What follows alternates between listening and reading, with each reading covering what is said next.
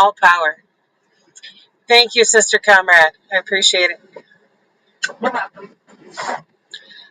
Give me just a second here, and I will screen share the book. Last week it was blinking out or yesterday it was blinking out when it was screen shared into Zoom directly. I can still do that for you guys in the Zoom room if you don't have a copy on hand.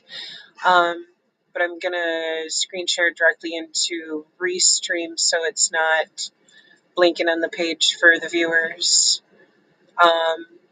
Does anybody in the Zoom room need me to screen share it into there for you too?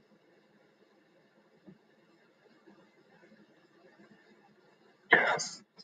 Okay. Just a second.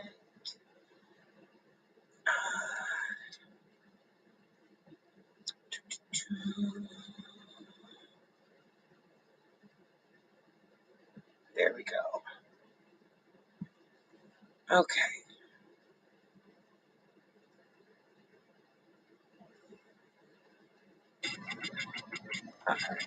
Scroll down here. We got through chapter 1 yesterday. Just give me just a second to scroll down through here. I can let you know what page number we're starting with today for chapter 2.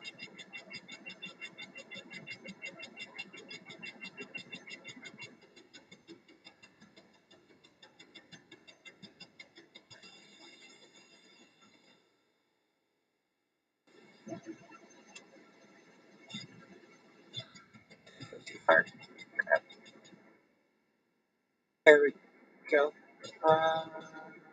Nope.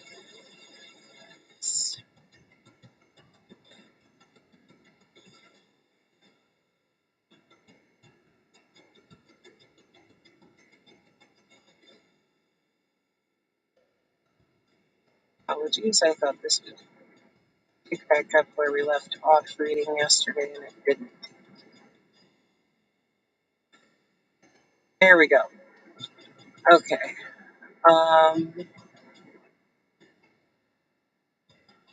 Chapter 2, At the Center of the Universe.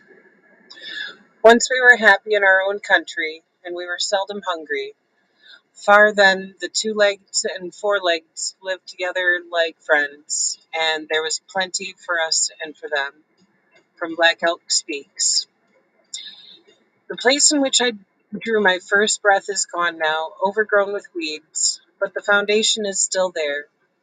The woods that were filled with the sounds and songs of birds and animals are silent now, and by the time I had grown up, there was little left of our once vast reservation.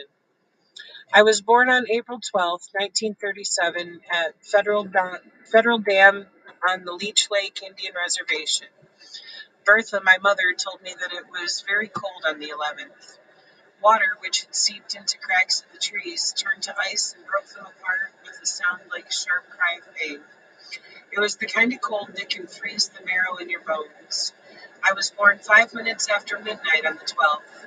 My grandmother, Jenny Drumbeater, helped to bring me into this world. My mother said that it seemed I was fighting my way out of her womb. I have been fighting ever since. I was not born in a hospital, but on a creaking bedstead in my grandparents' house. It was just a wooden 2-bedroom house with a living room and a kitchen, a typical reservation dwelling of those days, without electricity, running water, or indoor plumbing. For light, we had kerosene lamps with shiny tin reflectors. For heat, a pot-bellied stove. And for cooking, an ancient cast-iron kitchen range.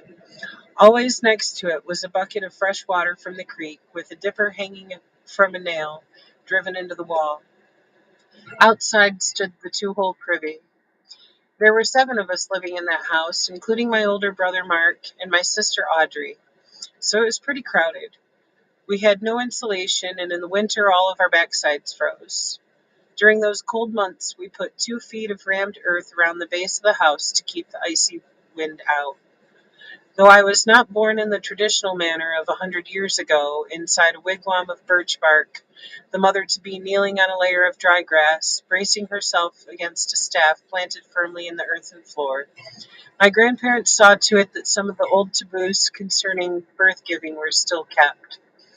They would not allow my mother to look at anything ugly or at a deformed person or animal, so that I should not be born deformed or blemished. I am also sure that they would not have let her step over a tree felled by lightning, for that might have brought on convulsions during her birth pangs. I know that my coming into this world was made known by a gunshot, because that was the custom at the time. The placenta was first placed high in the crotch of a tree where the dogs could not get at it, and later was ceremoniously buried. Traditional people put a newborn's navel cord inside a beaded rawhide pouch, which they fastened to the cradle board. Some individuals have kept their navel cord for their entire lives. Others dispose of them in various traditional ways. It was said that keeping a navel cord pouch for at least a while would give wisdom to the child. I don't think I ever had a navel cord pouch. At any rate, nobody ever told me that one was made for me. But I know that a big feast was given to celebrate my birth, and that a naming ceremony was held at my grandparents' house. Only the closest relatives and friends were present. They feasted on wild rice with deer and moose meat. They smoked the sacred pipe and spoke about sacred things. I was handed around the circle from one person to another, and everyone had good words to say to me. One way to find a name for a newborn was to have the grandfather shoot an arrow into the air and then search for the place where it had come down. From the things he found there, a plant, an animal track, a rock, he picked the baby's name. But Nawa Kumig, my Ojibwa name, came from Grandfather Drumbeater's dream. The name, as he told me, means at the center of the universe, because the land on which I was born is the place where Gitchi Manitou, the creator, made the whole Western Hemisphere from a tiny lump of earth. At that long ago time, Grandfather explained, a great flood covered the world with water. Wazushik, the muskrat, dived down to the bottom of the foam-speckled waters and came up with a tiny lump of earth in one paw. He placed it upon the back of the giant turtle floating on the surface, and the Creator made the little lump of earth grow and overspread the turtle's back until it became a continent, the red man's home. I think that Grandpa might have dreamed that one day I would fight for this earth and that all the living creatures upon it, and for the survival of our Anishinaabe people. Therefore, he gave me this name. He told me that it was sacred and that I had to live up to it. My names were entered in the tribal enrollment book and also in the agency registry of the Bureau of Indian Affairs. Otherwise, except for a few close relatives, the world took no notice of my arrival. My mother did not even go for a checkup after I was born because the nearest hospital was at Cass Lake, 40 miles away, and we only had a horse and a buggy for transportation. I have very few memories of my father, Walter Chase. He had entered the military and then married and raised another family. I have since met my brothers and sisters from that family. We occasionally write and visit one another. I am proud of who I am. I am a Shinabi, an Anishinaabe, from the land of the Ojibwa people, a member of one of the largest tribal nations in North America. I was born into the pillager band of our tribe. 5 generations ago, we had a great chief named Ogama. I am his direct descendant. One day I'm going to go back and claim my inheritance. I'm going back to ensure that a way of life and thought which was created hundreds or even thousands of years ago continues. That is a responsibility that goes with being born. Grandma Jenny belonged to the Turtle Clan. Our band has 7. The crane, the loon, the pelican, the turtle or fish, the bear, the marten, and the deer clan. Each clan has a specific and important part to play in the life of the tribe. Members of the Turtle Clan are people of strong mind and deep understanding. They are sometimes called stargazers because they meditate on the nature of the universe and the meaning of human existence. They are often called upon to settle disputes within the tribe. When I was a child, the elders of our family were my maternal grandparents, Josh and Jenny Drumbeater. Grandfather Josh was a headsman and a leader in our area of the reservation. The people in his family have a long history of drum making. They are famous for being good singers, the kind of folks that go to ceremonies clinging to old ways. Our ceremonial drums are large and elaborately decorated. It is considered a great honor to make these drums. I remember at age 5 or 6 singing around the drum with Grandpa Josh and the other elders. My grandparents were traditional tribal people, but our old saying, the lodge belongs to the woman, the woods to the man, was not quite true in their case. Both Josh and Jenny took part in the outdoor life of fishing, sugaring, and the harvesting of wild rice. I recall when I was a small boy going to camps where there was a lot of smoke and cooking. The men gathered wild rice while the women parched corn and steamed the rice. This happened in the fall. After winter was over, we went to the sugaring camp. The snow was still deep on the ground as we set up our camp in old white army tents where we had to sleep. I was so cold that I cried. During the time of my earliest childhood, our extended family lived in 2 houses. One was Grandma's house, which had 3 rooms off the kitchen plus a dining room. Grandma's was always it. Grandma was always in the kitchen cooking. With my grandparents, Josh and Jenny, lived their sons and daughters, their grandchildren, Aunt Sarah, my older brother, Mark, and my sister Audrey. Most Indian homes were crowded. We didn't mind. We were used to it. We had a couple of cows, 4 horses, and a whole tribe of cackling chickens. Grandpa used to go logging. Every day he left with his axe. He worked hard and did everything by hand. He also had trap lines and would go each day to check his traps for rabbits. Grandma liked to fix rabbit stew for us. Grandpa could also hunt beaver, squirrels, and deer. Plenty of wild meat. The house was filled with muskrat and beaver hides as well as deer skins. We lived close to nature in rhythm with the seasons. Fishing, hunting, trapping, ricing, sugaring, berry picking. Grandma's home was always filled with these scents of these seasons. I was brought up by my grandparents. I looked up to them and felt secure and comforted by their presence. It felt so good sitting at their feet and listening to their old stories, which I loved to hear. Grandma smoked a long-stemmed pipe with a bowl of sacred red stone, the Indians' flesh and blood, which came from the ancient quarry in northwestern Minnesota. Grandma used Indian tobacco made of red willow bark and various herbs. The distinct fragrant smell of smoke agreed with me and delighted me even when I was a small boy. Winters were very cold. Grandpa Josh would get up at 5 in the morning to light the fire. I remember horses from old agency pulling heavy logs over to us for firewood in our old iron stoves that we used for heating and cooking. We lived at Headquarters Bay, at some distance from a village called Federal Dam. If we wanted to go anywhere from our place, we had to use a small boat to cross a wide creek. Then we mostly used buckboard wagons drawn by horses to get around. On the res, cars were still a rarity. Our res, one of 7 in Minnesota, was called the Leech Lake Chippewa Reservation. There are more Anishinaabe reservations in neighboring states. The res of my childhood was beautiful.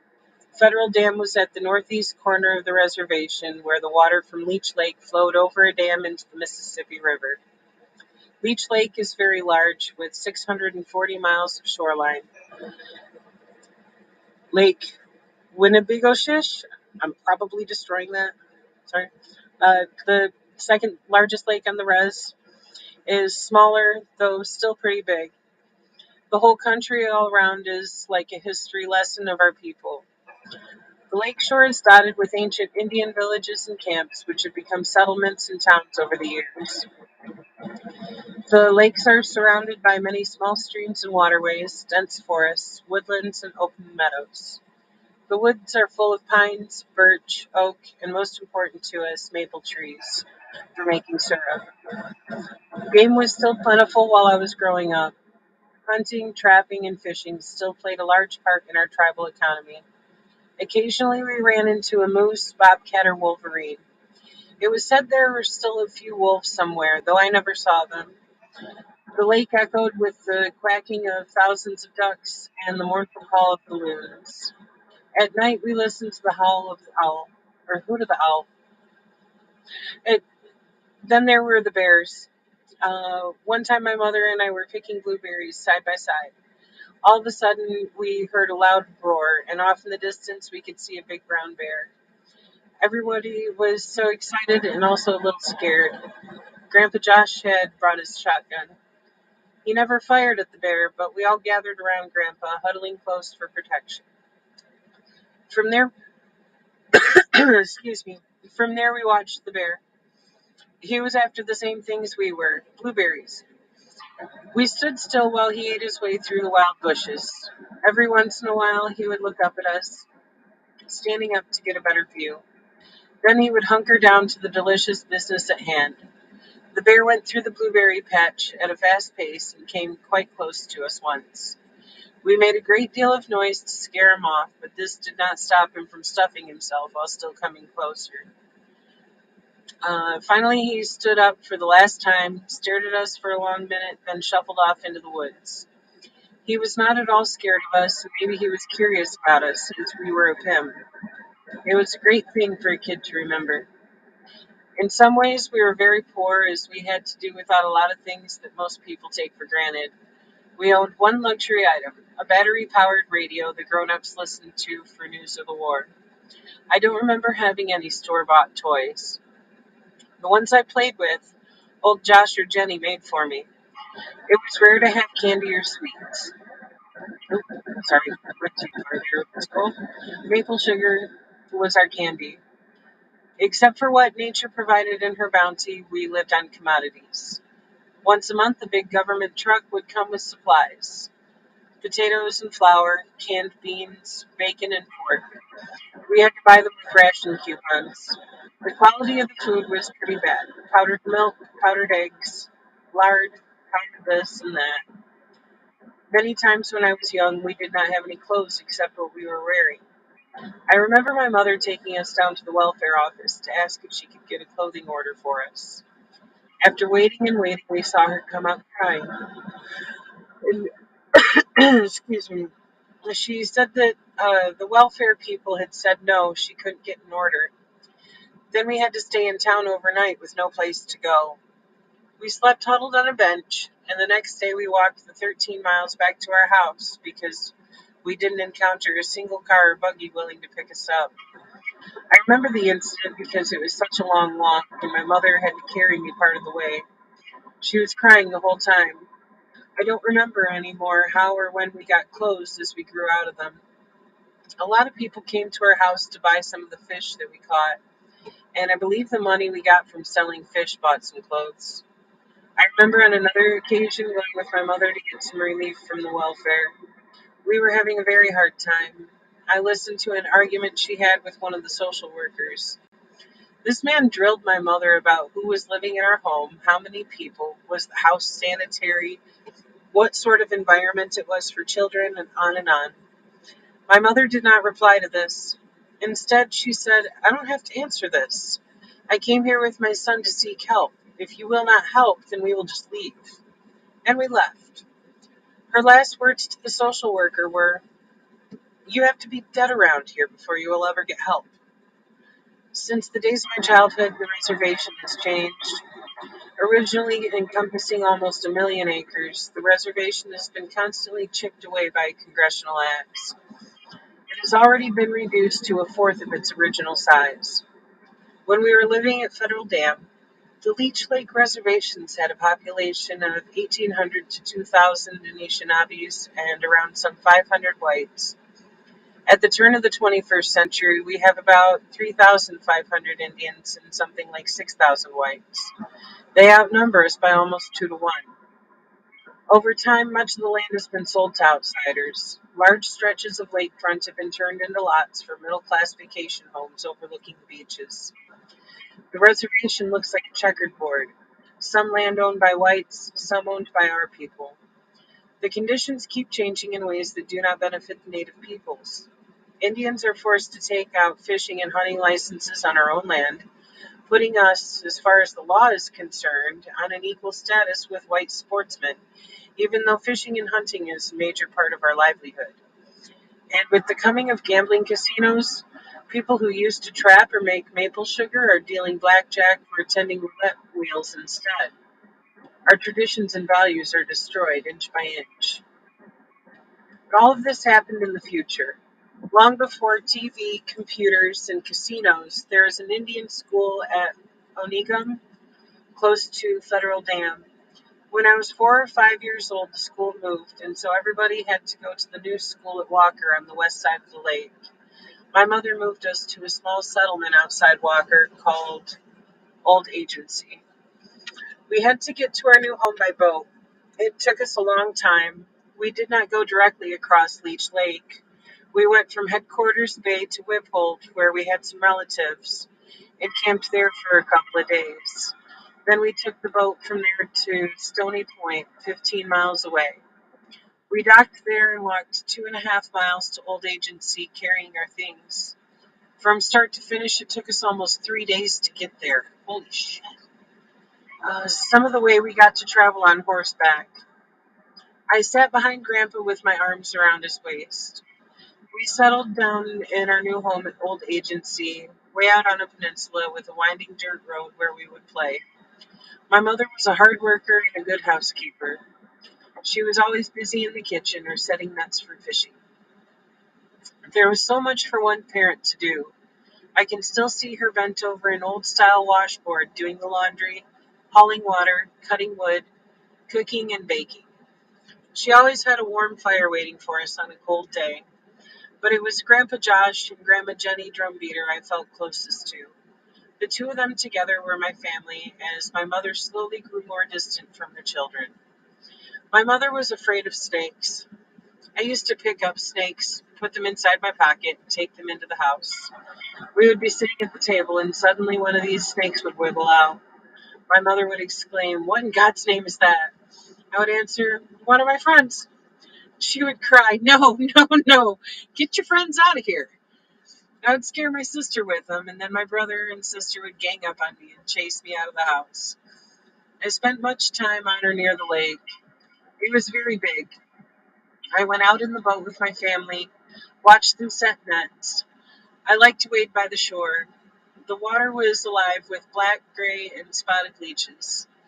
That's why they call it Leech Lake. My mom and everybody else were scared of and disgusted by them, but I would pick them up to look them over, letting them curl around my fingers and try to latch onto my hand.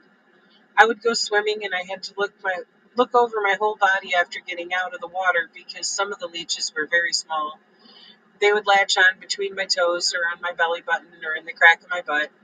It never bothered me, but the leeches drove the women folk into hysterics. Leeches are not poisonous, they're just a nuisance. The first time I saw one, it was hanging on my belly, a long black one.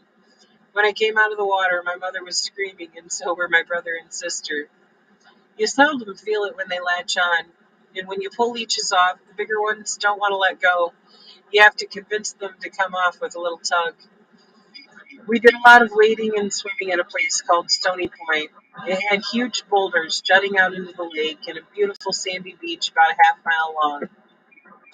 It was a favorite place for us Indian kids to swim, but it's become a fancy resort for white people. Since we had moved closer to the centers of bureaucracy, the health service began to take notice of us. I remember some very strange looking white female creatures in starched white dresses with weird little white things on their heads coming to our house. Those were the first nurses that I'd ever seen. They came with their trays of needles, band-aids, and little bottles. I was afraid of them because I would inevitably end up with a sore arm or sore buns. A funny thing happened one time. The nurse who came that day had, on a previous visit, given me a shot in my rear end. So when she came again, I bent over in my most cooperative way and bared my little ass for her. She laughed and said, "No, not today." When I was a child, most of our people spoke English rather than our native language. My Aunt Sarah understood our language, but she hardly spoke it to us. Grandma and Grandpa spoke it to each other. My mother understood it, but she had gone to Flandreau boarding school where speaking our native tongue had been forbidden, so she talked to me mostly in English. Even so, I could speak and understand Ojibwa, at least in part. Later at the White Run boarding school, the teachers made me forget it. It seemed as if our ancient language might disappear and our old religion with it. I knew only a little about our spiritual beliefs. Grandpa taught me to make tobacco offerings. Tobacco is our holy plant, our greatest medicine. It is sacred to all Indian tribes. The smoke ascending from the pipe's bowls connects the human being with the Creator. I always carried a bag of Duke's or Bill Durham with me wherever I went and sprinkled a little on the ground, not knowing exactly why, but doing it nonetheless. That was what I was supposed to do. Once, when I was older, I was taken to a wake. For the first time, I saw a dead body, the dead body of a person I knew. I had a strange nightmare about this death because I didn't understand it. Later, I could understand when stories were told to me about going to the spirit world. I watched the elders put some kind of structure over the grave. It looked like a small oblong house, barely big enough to cover the grave. It was about 17 inches high and had a little platform at one end on which people offered spirit food for the departed. All of the little houses faced east to west. I remember going over to the burial grounds to put some food on a little tray on the west side. At the wake, some of the people spoke for a long time in the Anishinaabe language, and then there came the drum of the Midewiwin. I hope I'm saying that right. Our ancient religious society. It was decorated with beadwork all around its sides and wedged between four curved staffs with eagle feathers tied to their tips. I can see this drum in my mind now after all that time. With the drum came the singers. Their songs were so beautiful to me. I tried to get as close to them and the drum as possible. Their powerful magic touched my young heart. There's one other memory from that time that old agency that has remained vivid. When I was about 5 years old, there lived an old half-blind woman in the edge of a clearing near us. I do not know how she spelled her name, but it sounded like D.B. Shantz. She must have been in her 70s.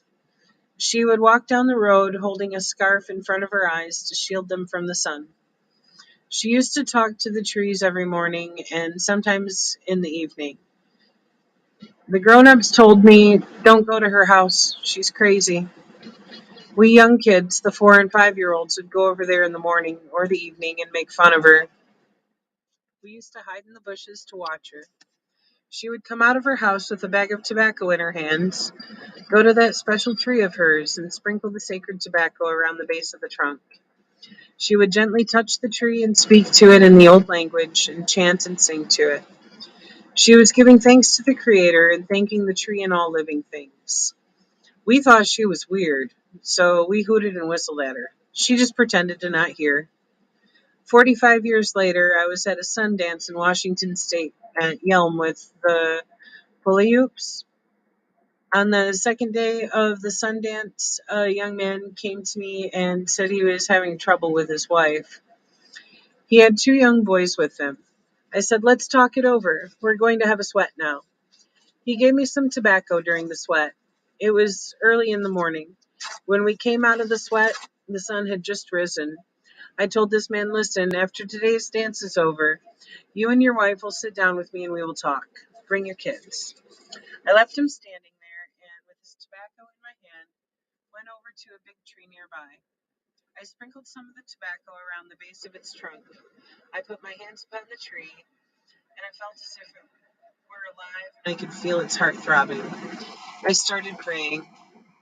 I asked the Creator for guidance in running the Sundance, to help those who were being pierced to endure and transcend.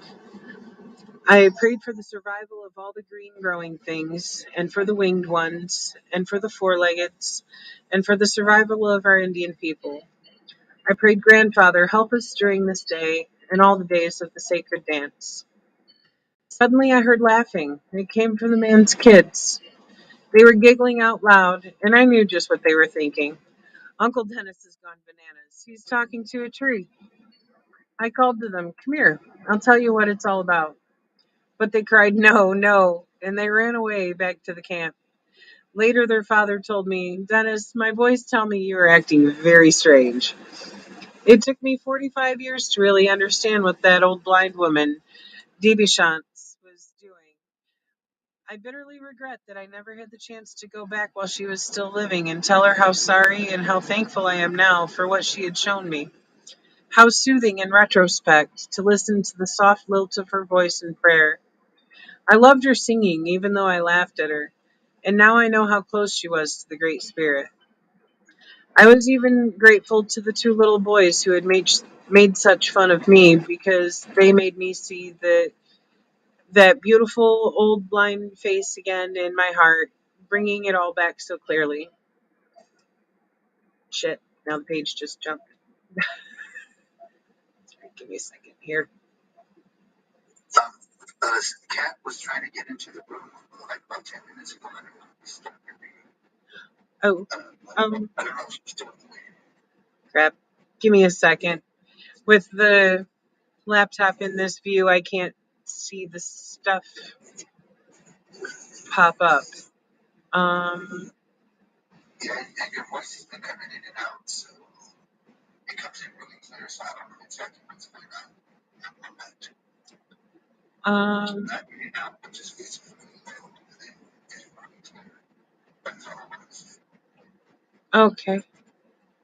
Um, I'm not sure what's up with that. This is going to make me stop the screen share in order to go back over here. Um,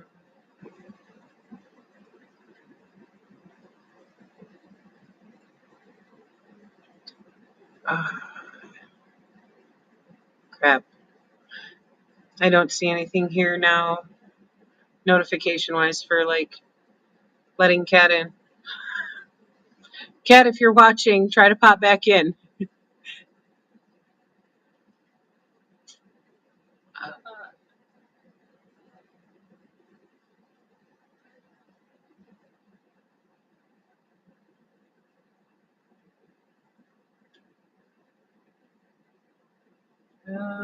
I'm not seeing anything pop up.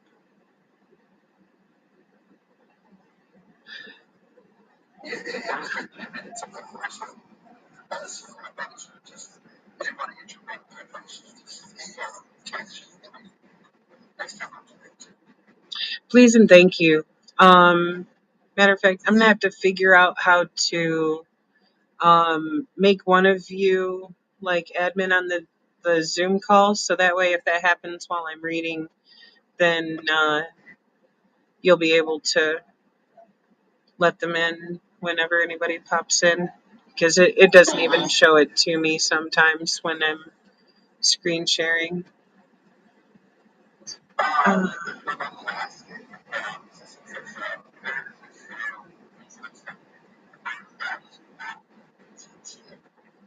it normally just pops up a little bubble like in the bottom right hand corner of my screen, but nothing popped up.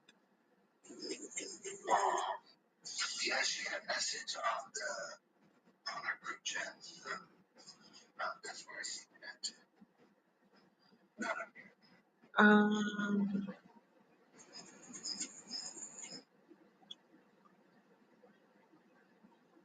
okay, I don't know why this is being weird, but now when I tried to screen share the book back into Zoom here for you guys, it's not showing on like the list of windows.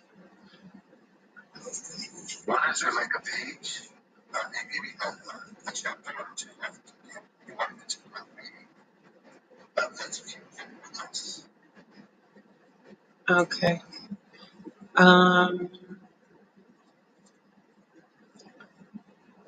let's see.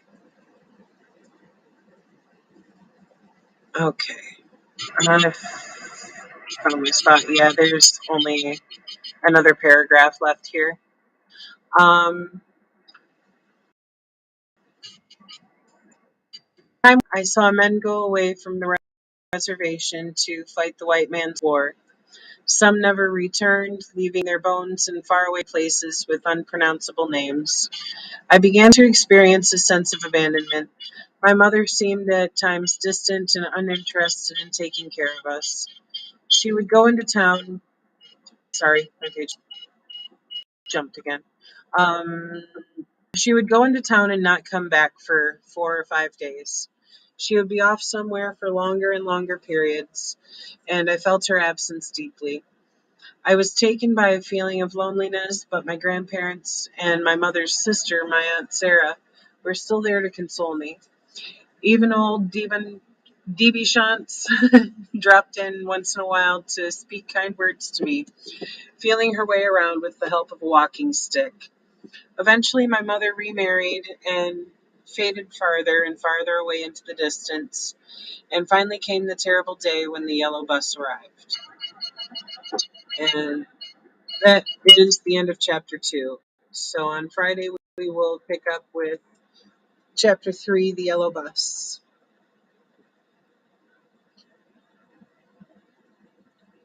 And let's see here. Give me just a second to switch the Restream screen share over to you guys. Bam, there we go. Okay. Gabby, I see you've got your hand up. Yeah, I just want to say, hearing this, it's just so sad and so impressive to see that just like hearing, hearing him talk about how they live and the people, when they take from the state and the shirt taken away to replace that basically the neighborhoods that are like that, the golf courses, to see that, so, that from the white supremacists, that bullshit. And hearing that is just so fucking, it's just so sad, sad, and sad. And that's amazing, that's, that's their, it's just, so, and that's what I'm saying.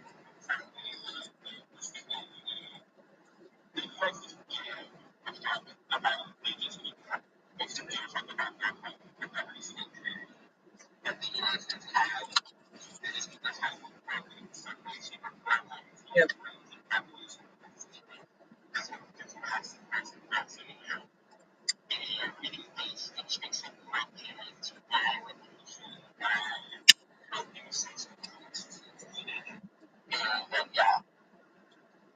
Yep.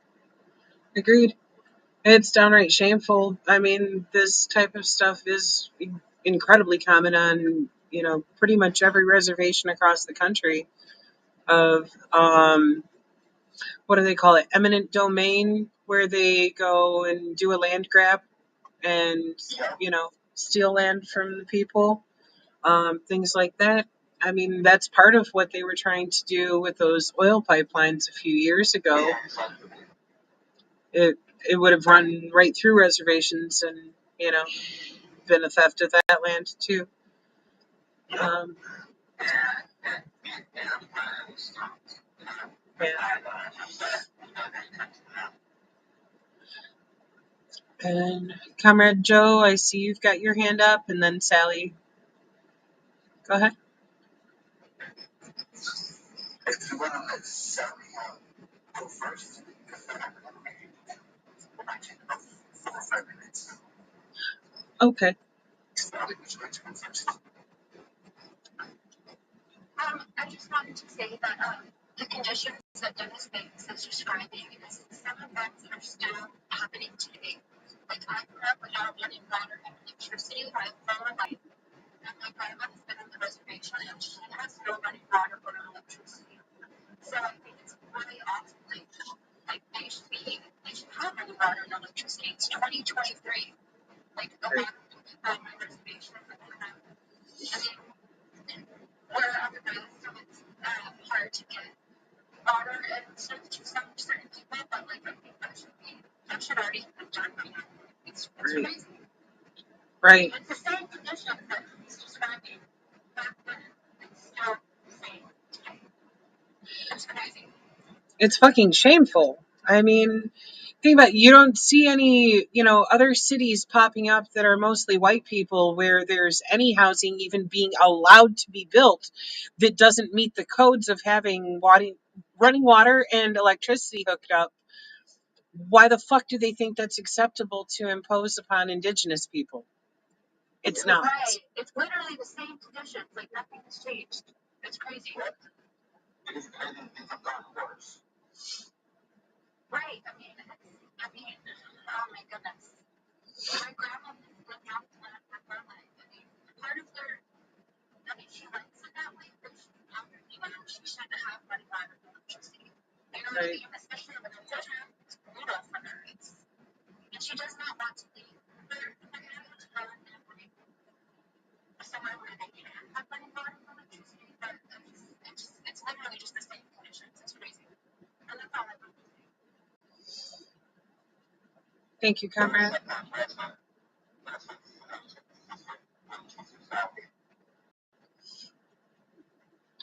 Go ahead, comrade Joe. You've got the floor.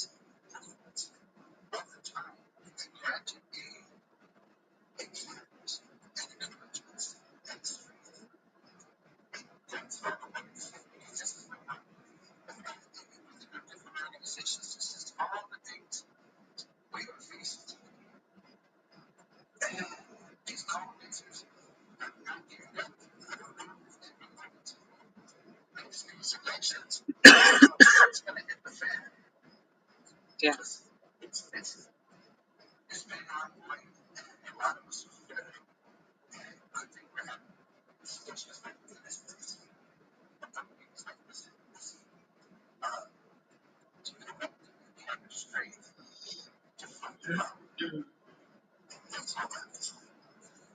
Oh, God.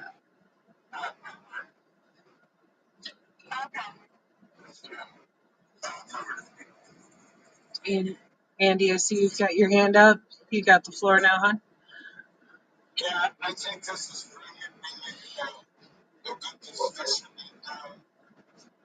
The way that those pieces this reality that we see, something that seems like the memory that we realize that the good parts will be taken from us now.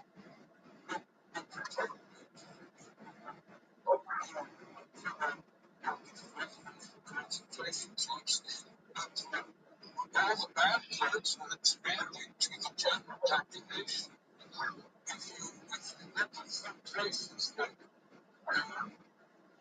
Mississippi, places that are places that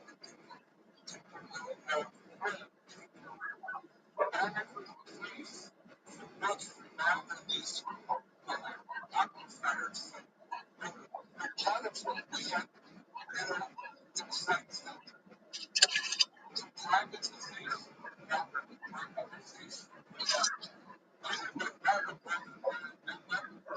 that I thought people understand was concerned.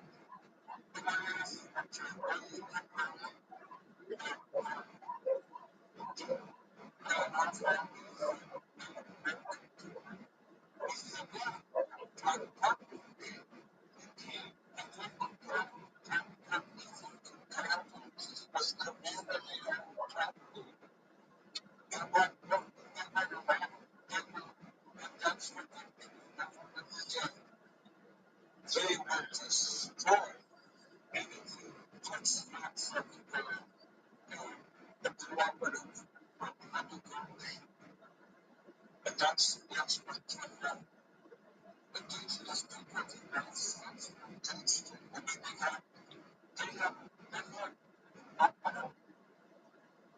Organizing resources of their nation to the point that you have to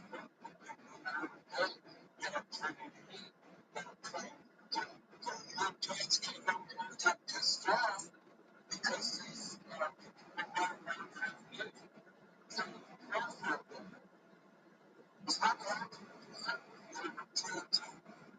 capitalists living to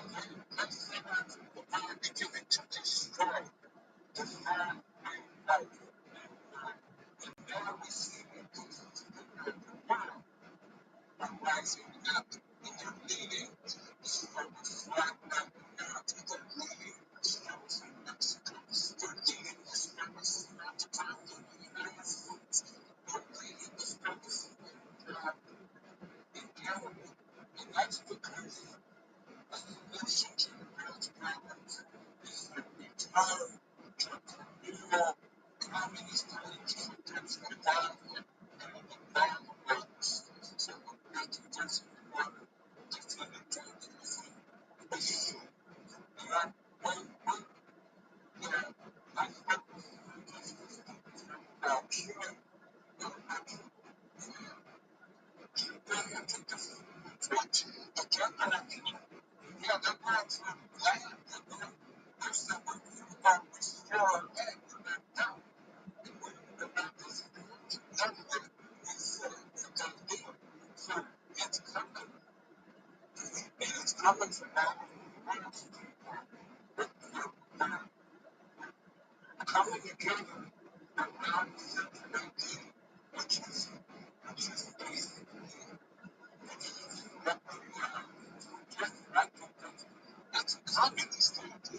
Mm-hmm.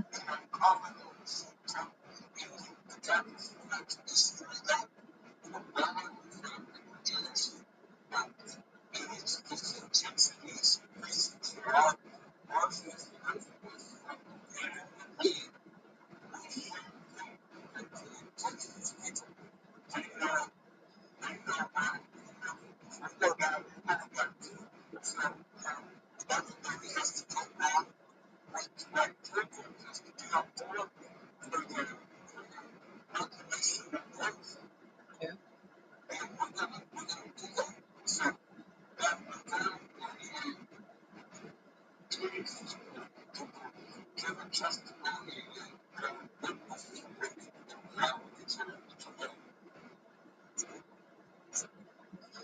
All power.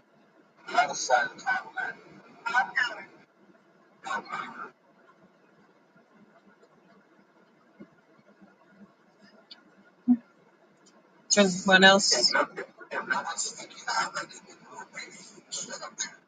Absolutely.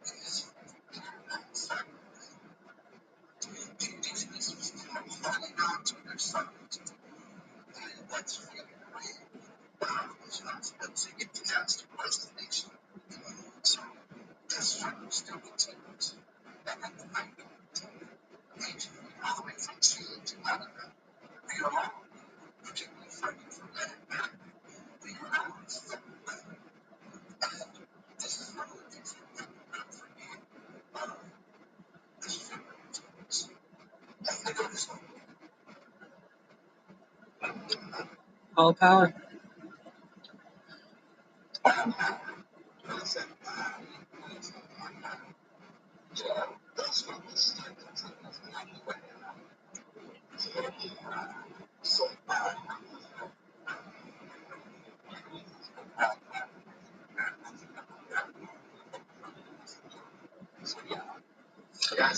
Fucking A.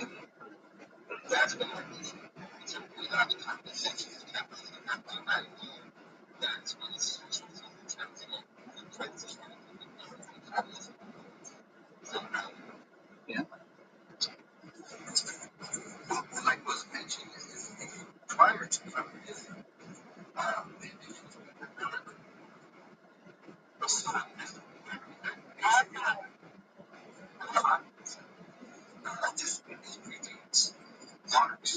Yep.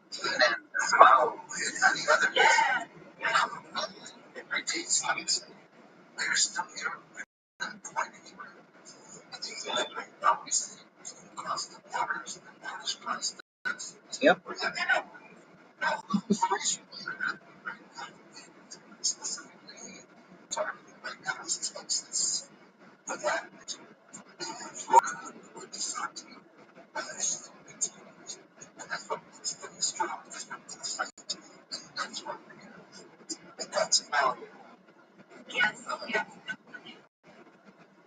Hell yeah.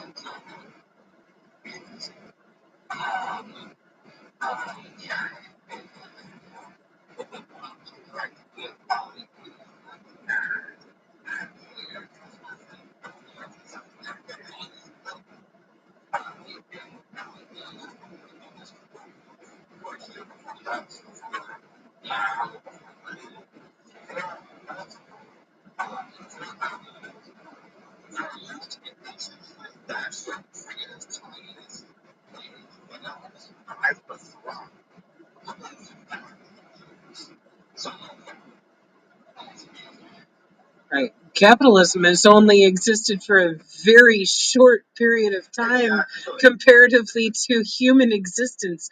For the majority of the time that humans have been walking this earth, we lived communally, and especially here on Turtle Island, that's only changed since the last 500 years.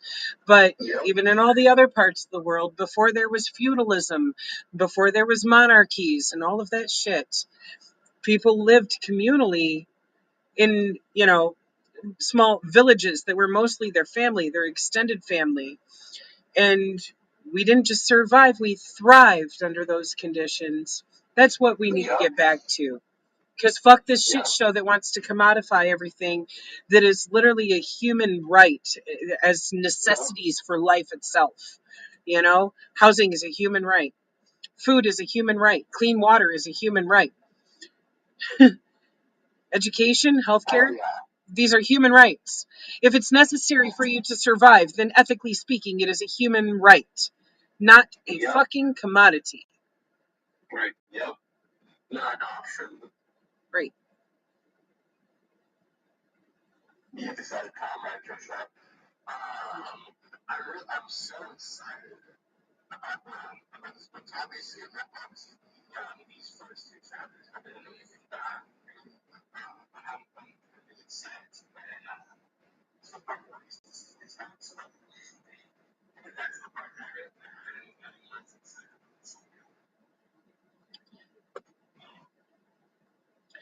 excited Comrade Andy, I see your hands up. I don't know if it's still up or if you popped it up again. because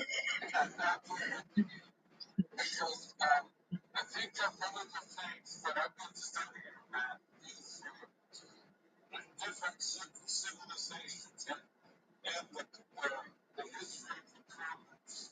That the Europeans learned how to destroy the commons in Europe first. Before they brought colonization here, they had destroyed the commons in Europe. Mm-hmm. By force. Yep. People were kicked off the land. The whole thing.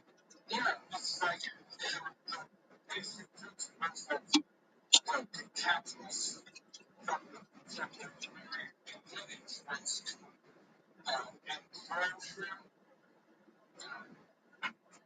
extract, and exclusion. In other words, we're going to prison and take it out from us. We're going to extract from them value, whether it's coal, coal, water, whatever the fuck. We take that, and take all that, and we're going to steal to us. They'll be looking to take that, shut our first things. We're not paying the news from the government. And that's what they did. They did it to the people of Ireland, they did it to the people of England, and then they came over here and they did it. They did it wherever they could do it. And the expression of imperialism, the people have their purpose, but they have an idea quite about it's almost impossible to imagine the death and destruction of God forces and tools. You can't even fathom it. I mean, millions of people that are killed. It's not a graphics. It's not murdering villains like King Leopold. One of these little bastards. And what they did here. And so, first of all, they have to come to the conclusion more than their bones. That was the water and water, I mean, life on the planet. And the sanitation that were so close to this evil the Western genocide. The jungles of the Amazon were once thriving forests, hundreds of thousands, if not millions of people Yep.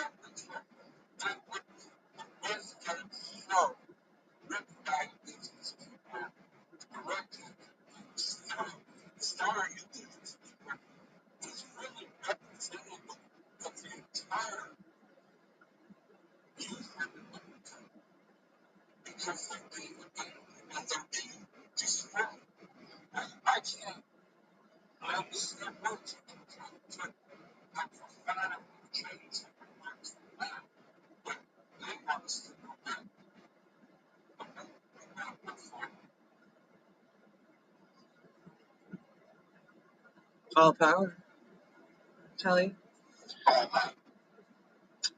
Comrade Joe?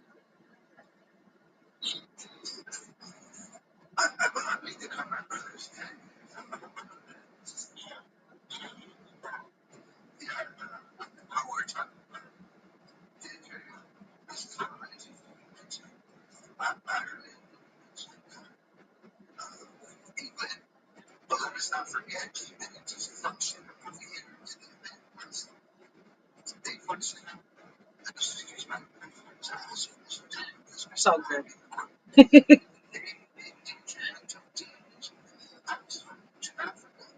Yeah.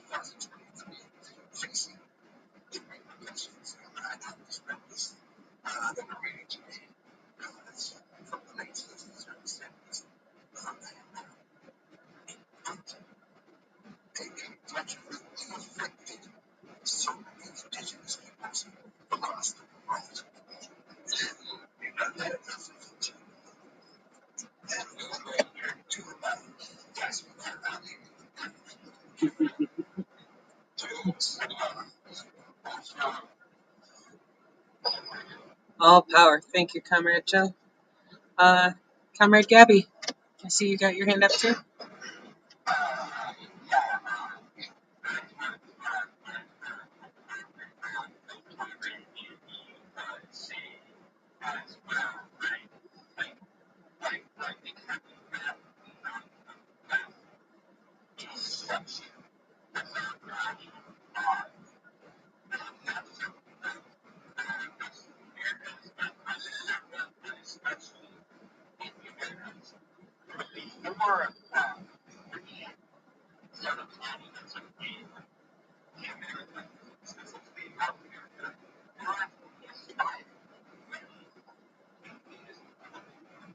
Yep.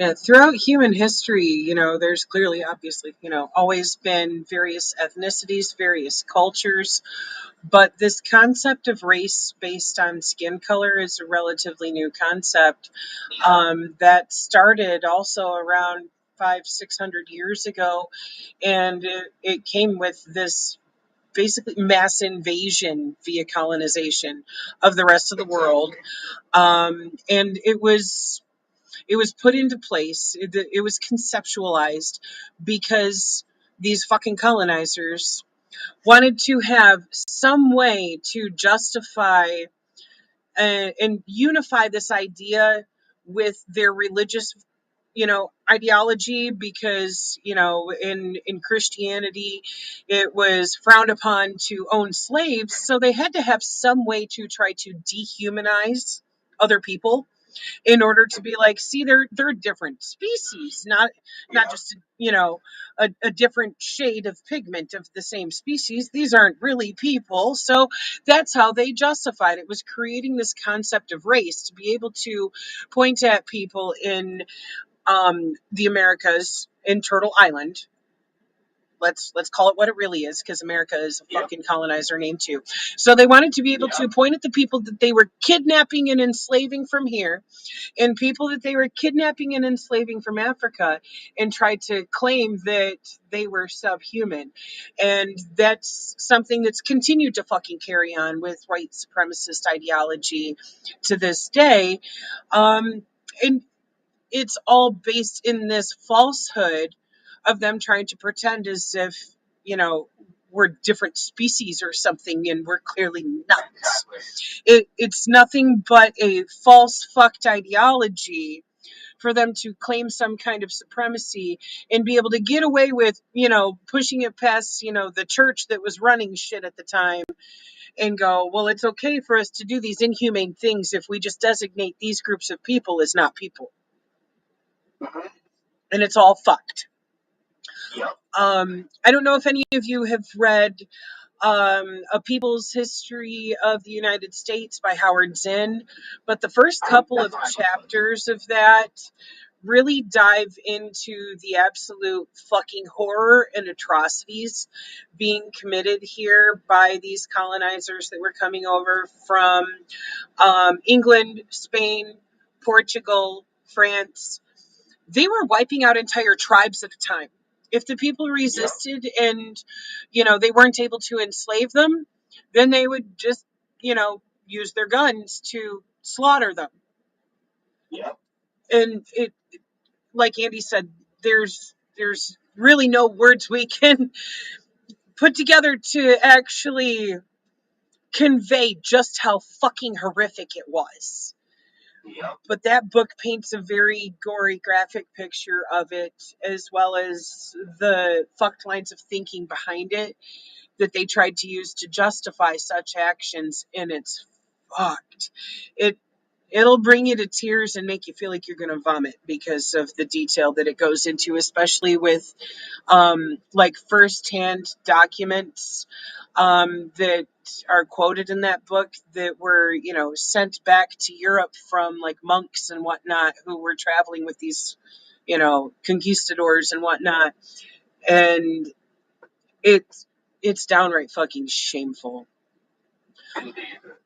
It's absolutely disgusting. I was gonna say one thing, I was gonna say one thing. Yeah, yeah.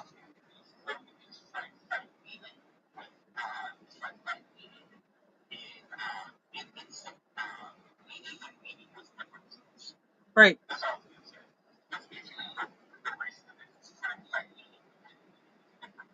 Yep. Yep.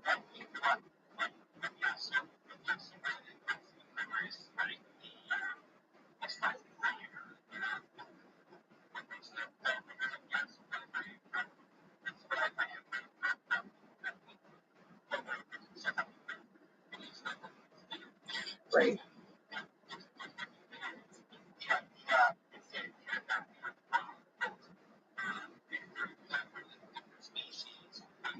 We're not.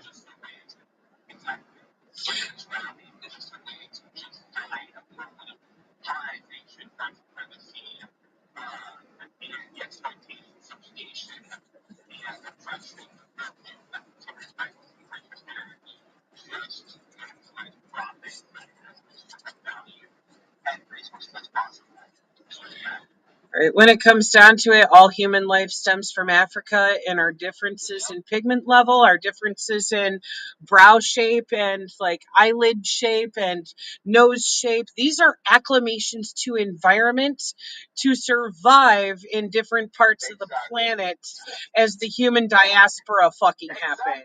That is all. um,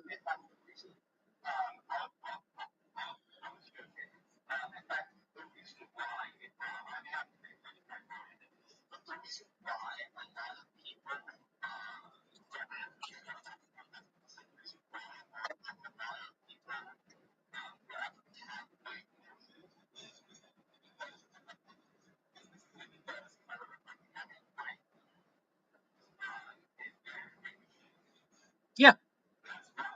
Yep.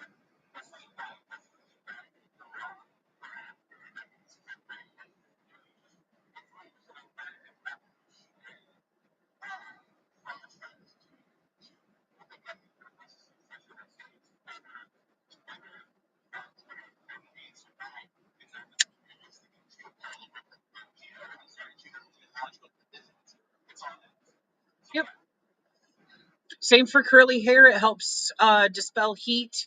Heavy eyelids help protect your eyes from either sun glare off of sand or sun glare off of ice and snow. Things like that. It's just acclimation to environment. That is all. It's not evolution. Evolutionary steps are what form new species. This is just acclimation to environment, period. And Comrade Joe, I see you've got your hand up. Go ahead, bro. I like the point that you brought out, acclimation. That's really, really important. Within our tribes, our tribal people,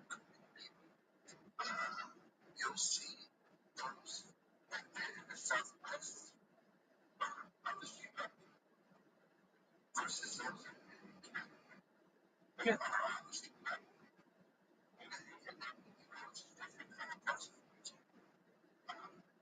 we are all evolved in their acclimation.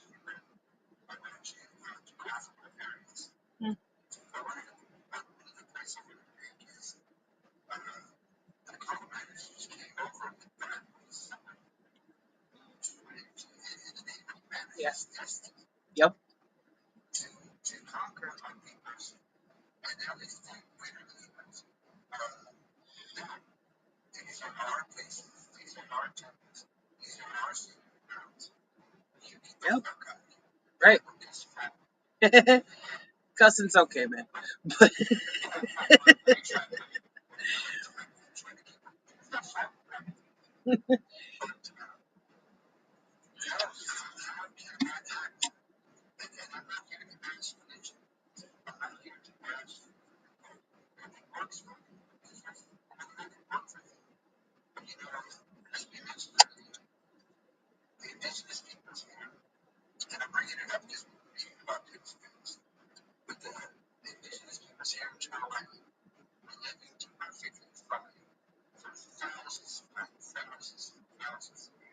yeah.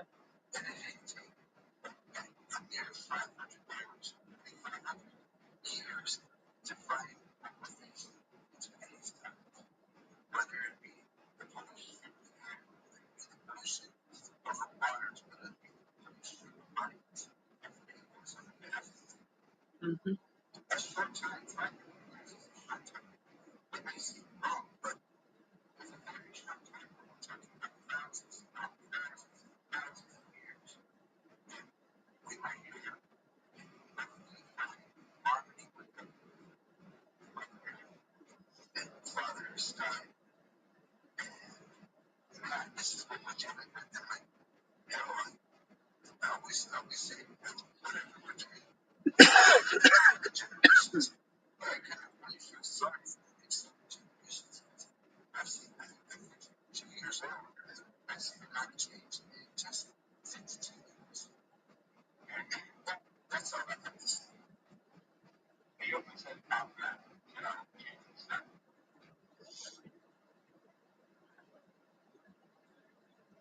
I'm curious. We haven't heard anything from Dr. Rob or from Corey yet today. Do you guys have any thoughts you'd like to throw in?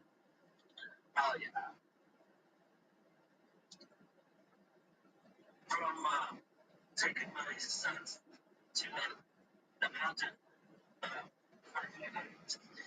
And I'm looking forward to the whole spot that I'm going by it.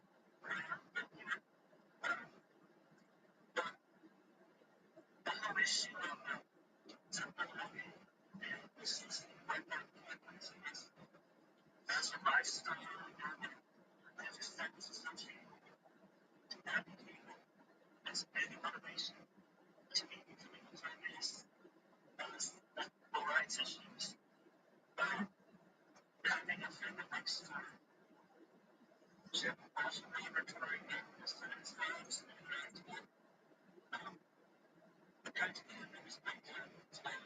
they told me the actual time rate that we're looking at possibly human extinction. Not just like Right. yeah. And this the neural when we have as a species is fundamentally causing a shift from being used to being continents. I just realized that we have to go a lot harder than we did going in the rest of the time. Here's a case of it. I was for a while the devil's mistakes except in prophecy towards the ideology of communism. And like I said, replace capital with not just like a desperate communism with one communism. Like living very simply, very developing to nature.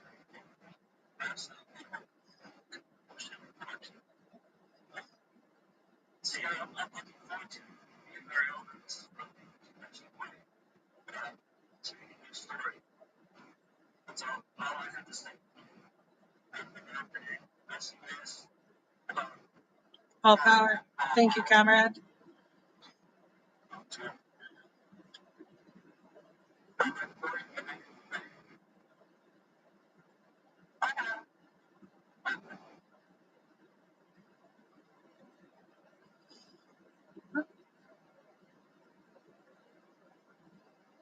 Does anybody else have any further thoughts? If not, we can start to wrap things up? We're going on an hour and a half.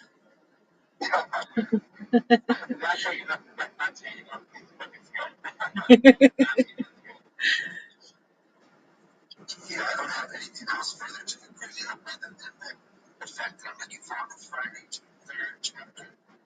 And the book is inspiring others. Just what we're doing with this is just like what the indigenous brothers and sisters are anxious part of the whole systematic problem that Americans face at different within our different living movements. Right. So, All power, comrade. And yeah, to add to that, this this system of white supremacist capitalist patriarchy hurts us all, and it's fucked. We need to fix this shit show. Yeah.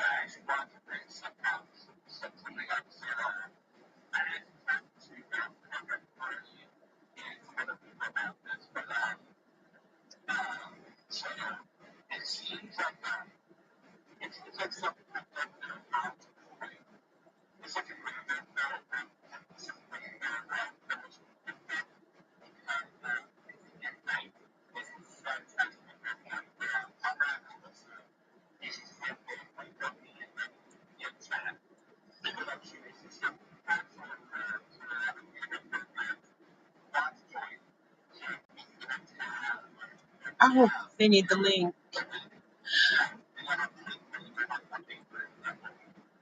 Okay, thank you for bringing that to my attention. I will try to, make sure we get that shared in there. If I fail to, if one of you guys can also share the link into the UPM chat, that way they've got that. Yeah, if we can start sharing that in there on the reading days so that it's right on hand, that would be very helpful. But yeah, anybody who is in one of the member groups of the Second Rainbow Coalition, whether it be the UPM, the Black Panthers, White Panthers, Brown Berets, New Era Young Lords, AIM, there's a few others. Anybody who's in one of those groups is welcome to join the book club here. And I can also share to you guys the links for viewing on the Second Rainbow Coalition YouTube channel. So that way, anybody who is not already a member of one of these groups, but would like to learn more about this and maybe see about joining, they can follow along there too with the readings. oh yeah, I just sent the link in text.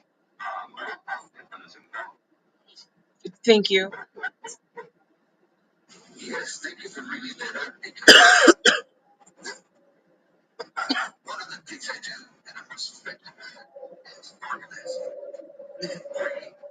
bring the masses of the people together so I can help beneficial folks to bring when I was telling them we're looking for harmony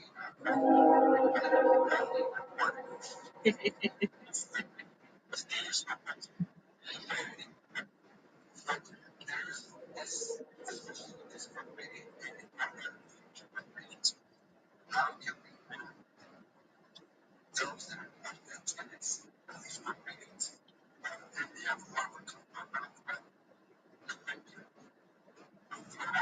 organizations because we're going to teach what we're talking about. There's a lot of ways how to make it to job. There's a lot of ways to want to make it to job. I think we can work on bringing in members like brothers and sisters and gangsters that will be beneficial to the communities. Brothers and sisters to I didn't know what about you. It was the first time I ever understood balance. This is one of the things I do, bringing people together. Right. That's effective. So thank you for bringing that up. Thank you. And yeah, if you guys have group chats for the Brown Berets, like what we have with the UPM, by all means, share the link in there. And I'll ask Alyssa to do so in the Young Lords as well. And, you know, we can reach out there and maybe unite some more people, bring some more to the table. Because this is something that definitely needs that contribution of thought from people who have actually lived this experience that Dennis is talking about. Exactly. Comrade Andy? Yeah,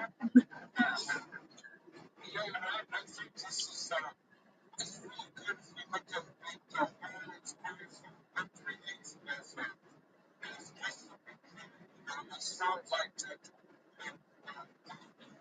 it gives some restriction that trying to make the communities a way to further unite us, a way to further educate us, a way to bring us to different organizations. That couldn't have happened if we just opened up to unite us with freedom. So this is really positive thing that is starting to encourage our sorts of entities to these elections. We can bring a lot of people into this, and they should be listening to these things, and we should be developing models for educating. And this is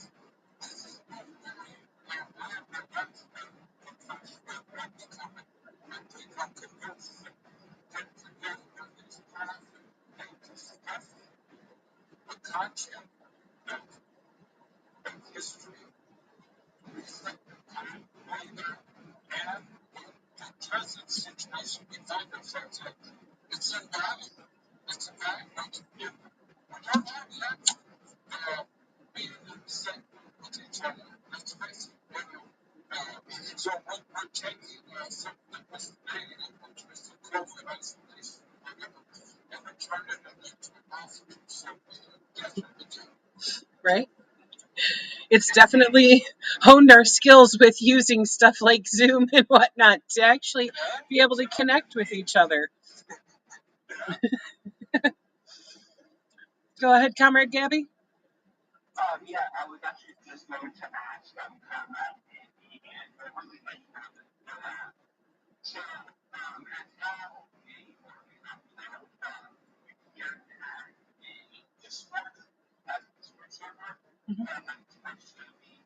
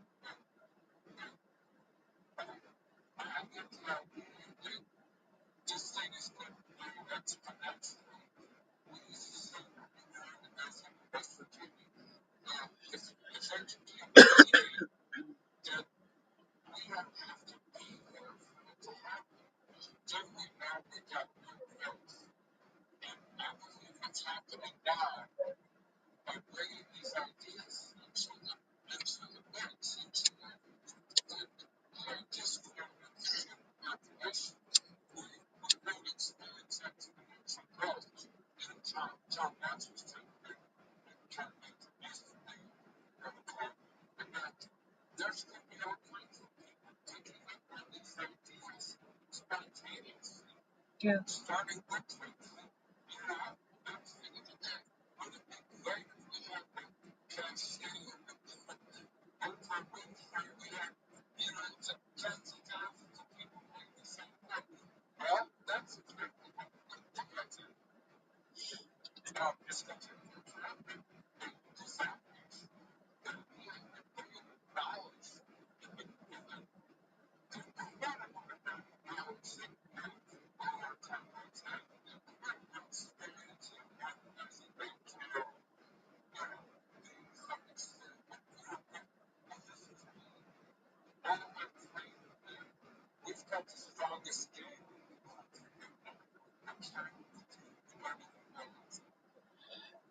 And to add to that, Gabby, I will DM you later so we can talk further about this because I don't really know my way around Discord very well.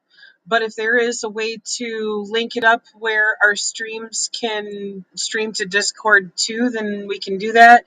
And if not, then we can at least start sharing the YouTube link into there so that people in the Discord server can watch along and participate too. And that said, Comrade Joe, I see you've got your hand up. Go ahead. I'll be really brief because I know it's going on some hours. I see the comment that you see. So I look at it as we are metamorphosizing. We are just us. Yeah. I just see something. I just see a big right now. When I talk to comrade,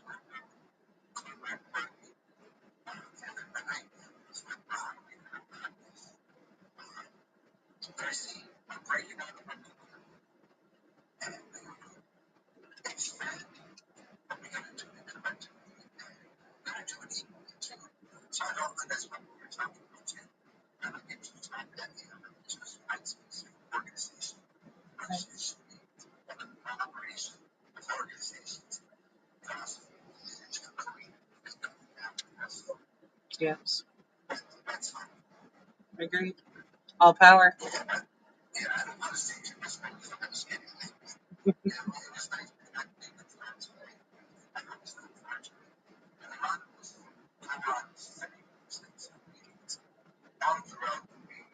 So it's kind of hard to show forward and maintain this checks and balance in life.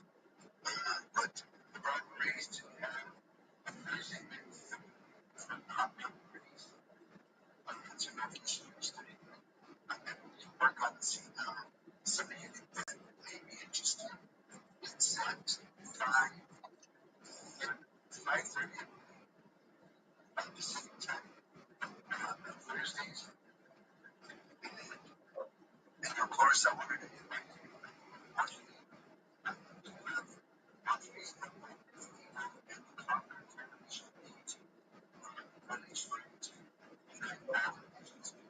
ultra lightning to get there for that.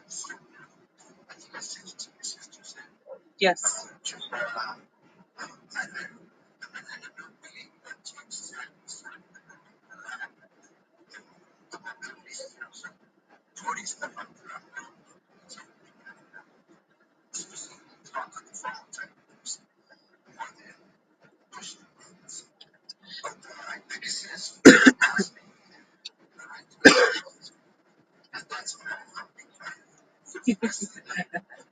Well, all power. Yeah, if you can send us that link in oh goodness, Signal, I would definitely love to check out the Brown Berets study group on Thursdays. I love your dog, Sister Trisha. It's so cute. Thank you. It's my awkwardness.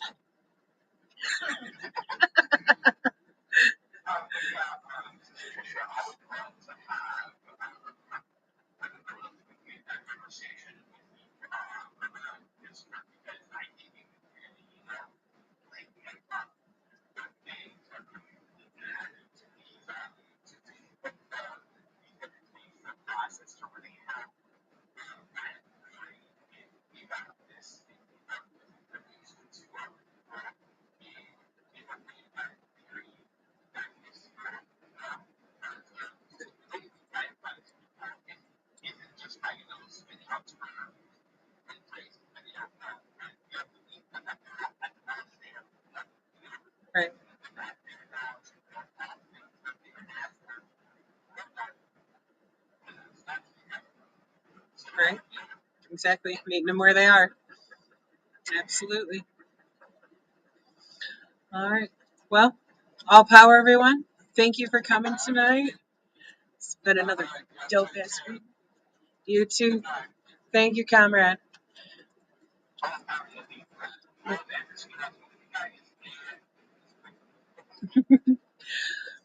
Panther Love. I'll see you all on Friday. Looking forward to it. All power.